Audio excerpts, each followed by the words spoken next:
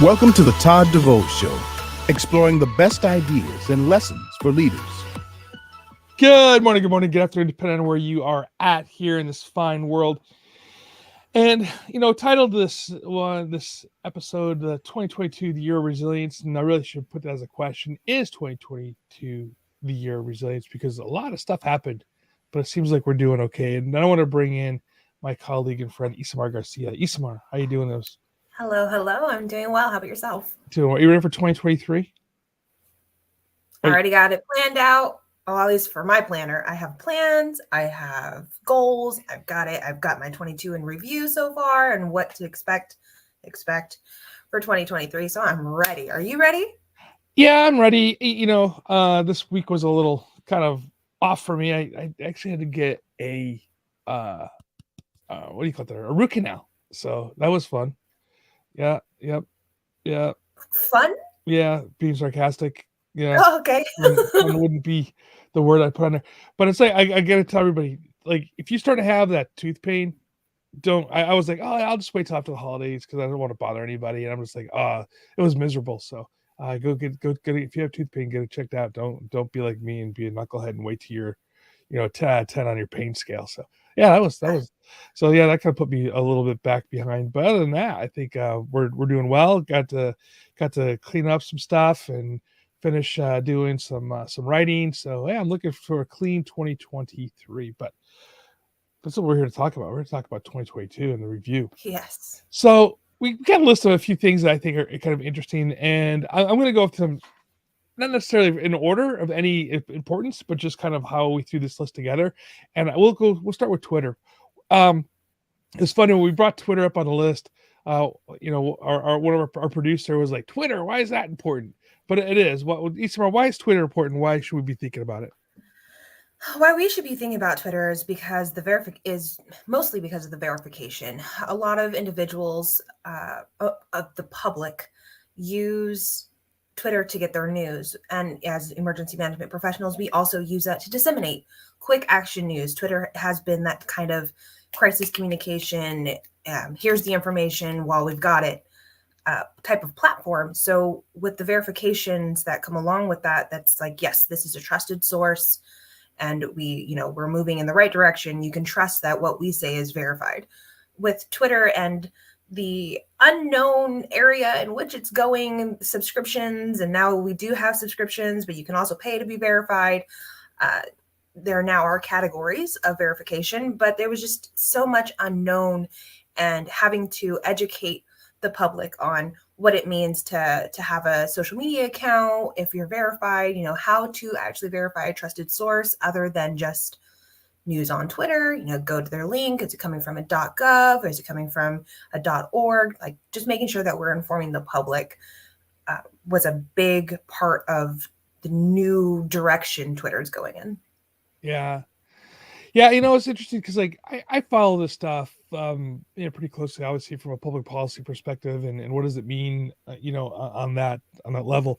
What I find interesting about the whole Twitter debate too, though, is when, and I'll put in perspectives, not in actuals, right, is that the idea that when the right side of the politics were being kicked off of Twitter, such as like Milo and Trump and just a whole bunch of other people like that on that level were being kicked off.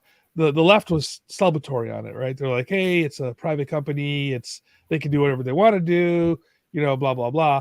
And then this last time around when Musk kicked off a bunch of left-leaning journalists, they're like, they lost their mind. And it just makes you sit back and laugh a little bit at that kind of stuff going, man, I wish we could find people that were like good, in the center, aren't going to lose their mind when things happen on either way. And this is not going to happen. But, but it also showed a little bit of the divide still here in the United States, maybe even worldwide, on what side of the political spectrum that you sit on, is if you, thought this was a good deal for Twitter or not, regarding Elon Musk coming in and buying it or not. But,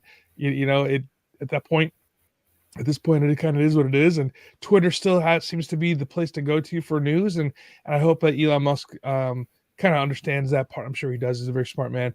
Kind of Well, understands. there's a new CEO coming in apparently based on I a heard poll. that. Yeah. Yeah. You know what? I mean, like that's the thing though with guys like Elon Musk. They don't necessarily want to run this stuff. You know, they're going to own it and play with it for a little bit, but they're smart enough to bring in people who know what to do, to run it. So hopefully we'll see that changes. But speaking of Twitter and how to get news, Ukraine, right? The Ukraine. I don't know why I say that. I'm sorry. I apologize to everybody. Ukraine, and the war that happened there, and I have a little personal take on this because I have a good friend of mine who lived technically still does, I suppose, in Ukraine. They weren't getting the same messages as far as like the dangers of Russia that we were. What do you think about that? Whoa, they weren't? No. Was it just another day? Yeah, like we're getting like all this news over here about, okay, Russia is moving troops, and I would text him, making those international phone calls are expensive, so we talk through WhatsApp or through text, and I'd text somebody like, hey Aaron, this is going on. He's like, yeah, we don't see anything happening here, and I'm going to karaoke tonight. That was his big thing, him and his wife, and so he's doing that stuff. I was actually coming back from Nevada after a conference, and the news is, this is like in the evening on our time, the news is reporting missiles coming into Kiev. It's 5:30 his time. I'm texting him. He's like, oh yeah, we don't see anything here. It's 5:30 in the morning. And I'm like, dude, get your stuff ready and go. And so they were still kind of, I said, your capital's being bombed, and they're still kind of in the dark, literally, at that point, when this was going on. So it's different. It's kind of interesting to see how we were getting better intel than the Ukrainian people were. Mm-hmm. Hey, Aaron, Brian, you're back there. What do you think about that part of it? It was actually pretty funny because I was one of the guys going, dude, you're in Sumy, which is really close to the Russian border. Troops have crossed.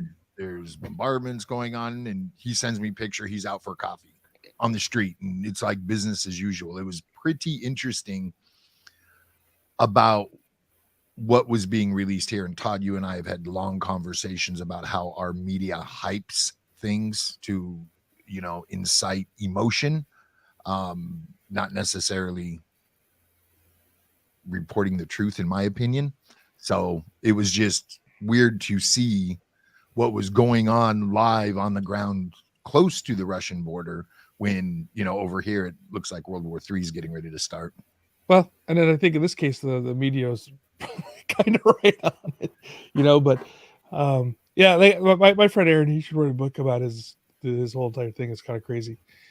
It's almost like you'll always get even like different perspectives. Like even if it's not the media giving it to you, like the boots on the ground type of perspective, it's different than what's actually happening. That's so odd. I'm actually captivated right now. And well, we have that here in the States though, right? I mean, think about when we have a storm coming down, talk about Buffalo blizzards here in a minute, but also the hurricanes hitting Florida, and people are like, nah. That's true. A lot of people are just like, oh, what kind of Buffalo storm are we talking about? It's fine. I could drive in it. Yeah, and that's okay. That's a good point. Yeah, so we'll talk about Buffalo blizzards here. Buffalo gets hit with 2 blizzards. This last one here has killed 37 people. I have family that live in Buffalo, in the Buffalo area, Lockport specifically, and so obviously again, I'm getting on the ground reports from people that are doing stuff, getting texts and stuff. My nephews, well, I guess my great nephew, he's out there, or him and his high school friends are out there shoveling old people's driveways and things and coming together as a community. Very proud of DeAndre for doing that. Go Dre. So that's the Lockport football team, by the way. Just Lockport High School football team is out there doing some cool stuff. Shout out to them for that. Great job, boys. So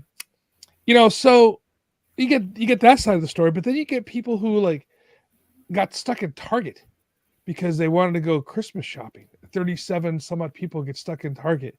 I'm like, a storm is coming, guys. What are you doing going Christmas shopping? And they get stuck in. So I sometimes, is it messaging? Like, what are we doing wrong when it comes to these things? It may just be public. Yeah, it might just be public education, public messaging, because I think it's maybe just the need or the desire to get it done quickly or have something done, their own time frame of what something will happen or when it'll happen. Maybe it is that. So just like, okay, a storm is coming on Tuesday. Just say Monday. Like start messaging like earlier in the week before. Do you think people get warning fatigue, if you will, especially when it comes to hurricanes, and these storms, like, oh yeah, they said it was gonna be a bad one last time too, and it wasn't that bad, Yeah, well, I mean, in this area, we have a flood, a localized flood warning, and everyone that I've heard so far I'm like, yeah, flood warning. The street's just going to be flooded momentarily. That's about it. I'm like, oh yeah, well, there are sandbags. Go. This is the sandbag location. It's like, no need. Yeah. Oh, okay. Yeah, I worked. Obviously, everybody knows I worked in EMS for many years, and we've had lots of cars that would go through the flood areas and get swept downstream and have to do rescues on them and stuff like this. So yeah, people don't that's the turn around, don't drown campaign we have out here. It's true, right? Standing water doesn't mean standing water, and it does take cars down. So yeah, people just don't pay attention to warnings. Maybe it's how we're categorizing them too. Like, I mean, we did a restructuring with a warning and advisory, but maybe there needs to be a full category system for everything to measure the severity. Maybe. I mean, look at COVID, right? COVID comes out, everybody goes like, 2020, everybody goes into a panic. I shouldn't say everybody, a good majority of people go into a panic of it, clean the shelves off of the grocery stores, never going to leave the house again. Everybody's wearing masks everywhere they go, maybe because it was mandated, but it's also, people just weren't sure. And then once they felt comfortable with it, then it became like two camps, again, politically divided, right? You have the, anti-vaxxers versus the vaxxers. You have the mask wearers versus the non-mask wearers, and then everything in between. Right. And then, public health messages were being ignored or being exploited politically on both sides of the political spectrum. I never would think that you would see a disease be politicized the way COVID has been. I mean, I've lived, I'm 52 years old, so I haven't lived through like polio, but I'm going to say, well, we had polio shots. I don't think anybody ever was like, don't get your polio shot. I don't recall any of that happening until, the last, maybe 10, 15 years of people not believing in vaccines. And so, is it, I think it goes down to the fact of, are we seeing less trust in government, right, in general? And maybe that's part of the issue that we have as a nation, that, did government lose our trust? And is that why we're seeing this? It might be okay to just say, how the saying is like, it's okay to say you're not okay. It may be the same public messaging of like, it's okay to say we don't know, but here's the best way we recommend going around about it. Yeah. Well, I mean, and there's also confusion I get with the mask at the beginning when you have, don't wear a mask, you don't need to wear one, and all of a sudden, 2 weeks later, you need to wear masks. Like, whoa, forgot, nope, get your mask again. And then, and the worst part about it is like, they didn't even define what a mask was. And, there's all sorts of weird issues like that. I mean, people are literally walking through with a t-shirt around their face, and that counted, because you just weren't covered. Right. And, so there's a lot of messaging issues that we had specifically with COVID. And I think that's one of those things, like if anybody's looking to do studies in communication, if you study this particular crisis, I think that's one that you'll learn a lot from, that we as a industry could learn a lot from, and moving on from COVID, again, mixed messages and stuff like this. is Afghanistan. And I know you worked a little bit with that. You want to talk about how the end of the war, if you will, Yeah, sure thing. how it impacted the United States? So I actually still do work with Afghanistan relief efforts, and there is a big influx of refugees, if you will, because they come under different titles. They're SIVs, legal permanent residents, just different status. So there are a lot of refugees, and a lot of the organizations that have filled in the place of governmental relief are veteran owned, veteran ran, partnership with civilian owned like organizations as well. And there was this actually the big push for the Afghan Adjustment Act recently, where first it was trying to get pushed into the omnibus because this was like the last chance, and it was revoked, or it didn't pass.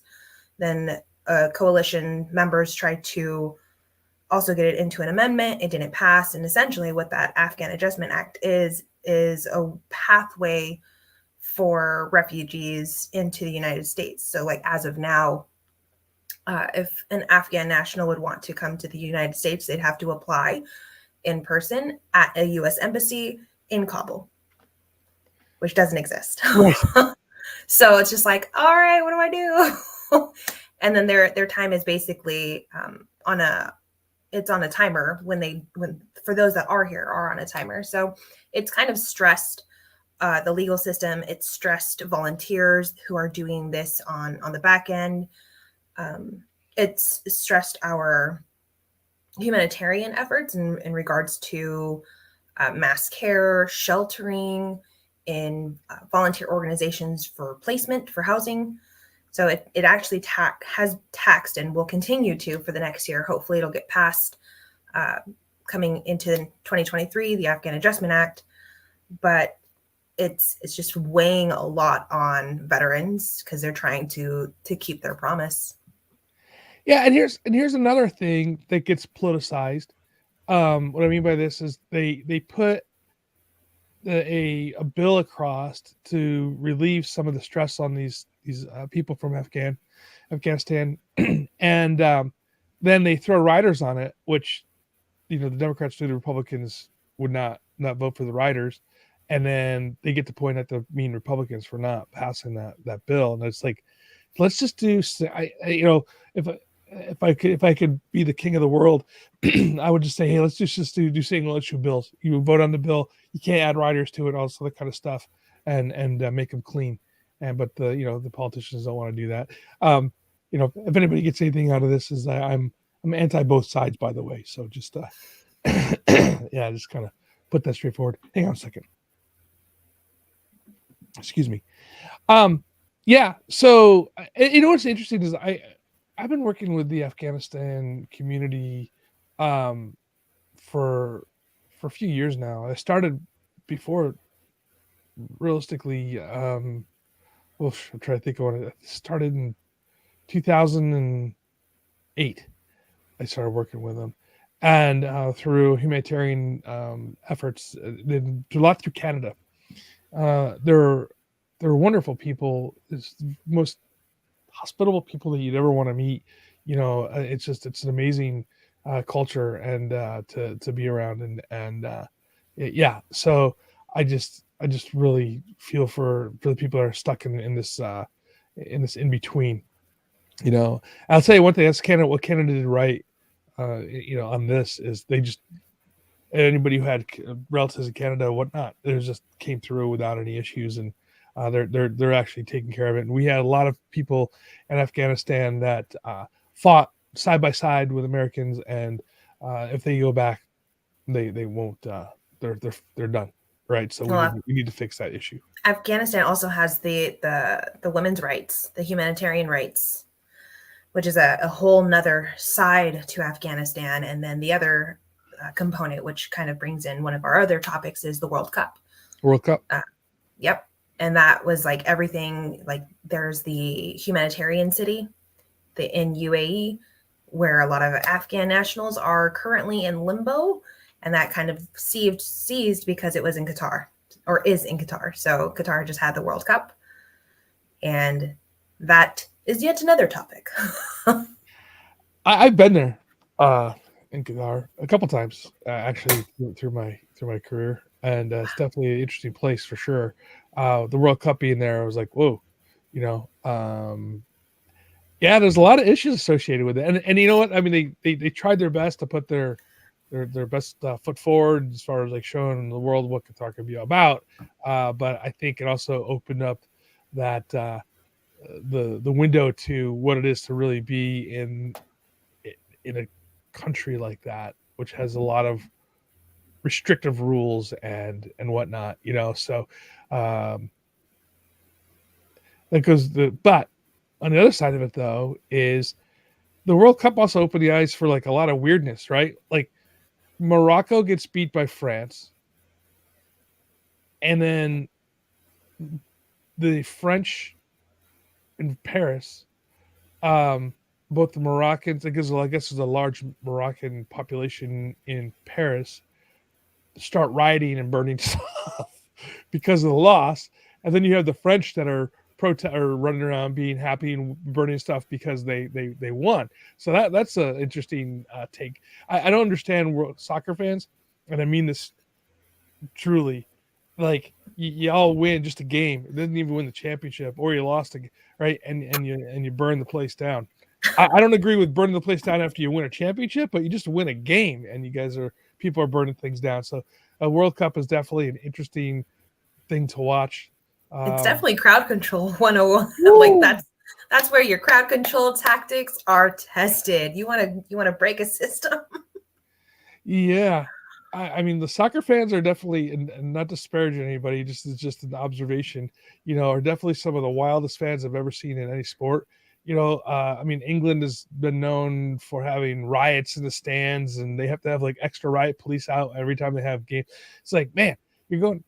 You know, we talk about issues here, and you know, people are making back to Buffalo, are mad at Buffalo for throwing snowballs, you know, during a snowy game.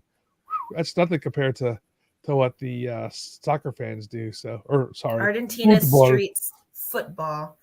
Argentina streets were covered. There were no empty spaces in the center of Argentina. I saw a photo and I was like, oh my gosh, what would you even do there? How? It's kind of like Japan. Japan had a Halloween festival, I think. Yeah. So it was mostly for like clubbing and things of that nature, but there was a massive stampede. It actually killed a few people. Many hundreds were, or at least 100 were injured. And then it was just like, that's how do you go about things like that, where it's just complete chaos and there's human bodies everywhere. It's a lot. Yeah. No, absolutely. You know, we think about New York City. Excuse me. We think about New York City and how they control the millions of people that go down to Times Square. And they literally put them into cattle boxes, if you will, right? Like these, I don't know, that's the only way I can explain it. Like, you know, if you ever seen a cattle farm and they put these cows in the boxes, they do the same thing with a crowd. And then like, if you're in there, you're not leaving. You got to pee your pants, or I guess, you know, you can't. It's amazing. Yeah, but that's the only way they can control it, you know. So New York City does a good job on controlling the crowds and New Year's, but I think that's like the only place I've ever really seen be that organized. But they've been doing it for hundreds of years, right? You know, hundreds, I guess 100 years, or whatever. When did they start doing that, Brian? Dropping the ball. You know, so you got that going on. But then, you know, crowd control. Well, I mean, even with protests, you know, we go all the way back to, you know, January 6th, if you will, with the stuff that's going on over there, you know, the protests that happen in DC all the time. But not only in the United States do we have crazy protests happening all over the place. I mean, if you remember the summer of 2020, you know, it was the summer of violence where they're burning buildings down and protests all over the place. You know, it's not just the United States that does this. It happens all over the world. And Canada has a truck driver strike. They drove from British Columbia and I guess from to Ottawa, and you know, did all sorts of crazy stuff, and the government action on that was kind of crazy. They basically crazy. I mean, insanely strict. They basically called all the truck drivers terrorists under under the Canadian law, and took their money, took their assets, started doing. They're like, okay, you're gonna protest. We're gonna and I'll take that. yeah, and I'm like, whoa. I mean, I get it. It was annoying. People they're making lots of noise, doing all sorts of kind of stuff, but at the same time, are we seeing freedoms being plucked away from that? And I just bring that up because it was an insane thing to see, but it was really a crazy draconian reaction from the Canadian government, in my opinion. I think they're fighting for causes that are legitimate. I mean, even like the rail strike, the railroad strike, that was coming down as well, and that took 2 times of near actual striking, right? Like a sure pause to all railroad commerce everywhere, because if they don't all agree, then they all strike. And that was the biggest thing. And then some of them, and I will tell you, I don't know enough about this topic in general, but there was one of the topics that I read by passing, it was just like they're wanting paid sick time, or paid, I think it was like paid sick time. And yeah. I was just like, yeah, that sounds like a good, fair reason. And an interesting thing is, both with the truckers and with the trains, I understand why it becomes a national problem, because supply chain, right? You start having the supply chain issues that are going on, and you need those guys to be working. And I get it why it becomes a national emergency, but at the same time, we have to listen to the issues that they have, and I just feel like going through, and they did the same thing here with the trains. The government gets involved and does some sort of crazy draconian answer to this issue without listening to the real concerns that they have. Speaking of that, a couple of things that we want to jump into, because we're getting close to the end, is we lost the Queen of England. She was a worldwide person who was obviously been around for 70 years, I think 70 something years, longest reigning monarch for Britain. I'm not a royal file, if you will. I could really care less about the royals. You are? Oh, I'm a fan. Yeah, but at the same time, though, I really do appreciate who she is and what she did. I mean, she did more than just she was more than just the queen. I mean, she did a lot of good stuff for people, and I know that some people are anti-royal. It's like any politics, there's 2 sides of things, but she was an icon. She's passed, and now we have the King of England, and I think that's the first king in 70 years, 70 plus years. It'll be interesting to see if any like political international in terms of disasters, right? Any type of treaties or any type of collaboration changes, or it comes from that. I did learn that I always thought that the king and queens of these were just figureheads, figures of state, but I guess they have more power than I thought they did. I always thought they were just kind of but yeah, they have some definite power that I didn't realize existed. Talking about power. Yeah, talking about power. So, talking about power, North Carolina, was it North Carolina? Yeah, North Carolina.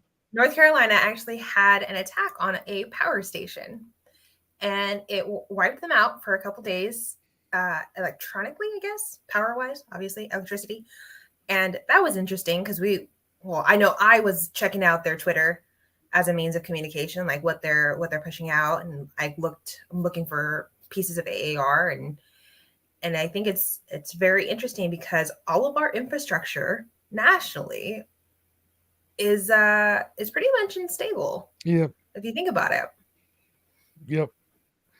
Yeah, I mean, we had this a few years ago, and I know we're coming short on time, so we're gonna have to cut this conversation pretty quickly. But we had this problem a few years ago, and then if you remember, the answer was they put, at least here in Southern California, is they put security guards at all the substations, and then people were throwing, they were throwing acid bombs over the walls. We had people shooting up in San Jose, I think it was, where they shot up a substation. So these things aren't uncommon necessarily for the attack on these substations. This one just actually was very successful, and they lost power to a few thousand people. So this goes back into the idea of what are we doing, as far as for our power and business continuity and continuity of being able to keep things running. So well, shoot, ask AI. They might have the answer. And that's the last thing we'll talk about really quick is AI. This is a 2022 story, but I think it's going to become bigger in 2023 with lots of AI stuff happening. Keep an eye on that. And, there's some cool stuff that's going down the pipeline. Disaster Tech, for instance, they have an AI platform that they're using for training purposes. And so lots of cool stuff coming down through AI. Is it good? Is it bad? Is it going to take reporters out of jobs, because they can write stories. And I've also seen an AI hologram singer who actually, I think it's Japan, has some top hits in the pop charts. And so more to come when it comes to AI. Definitely. Well, Lisa Mark, what's your New Year's resolution? I have many. What's your top one? Certification, and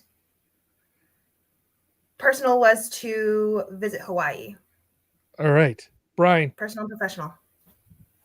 Brian, what's your New Year's resolution? I don't typically make resolutions. I set goals, and they're all business related, not necessarily personal life. So, well, yeah, I have. I'm staying there. Resolution, but I'm going to challenge everybody out there, and I think that those of us that are in emergency management should pick up this mantle. And I want to do a New Year's resolution for the nation, and I think we should resolve to be ready. And that's what I'd like to see next year. If we could get a nationwide readiness campaign that's successful, and that's how I see it. So until next year, everybody, thank you so much for spending time with us. Thank you so much for spending time with us for this year. And like always, please be safe, stay hydrated.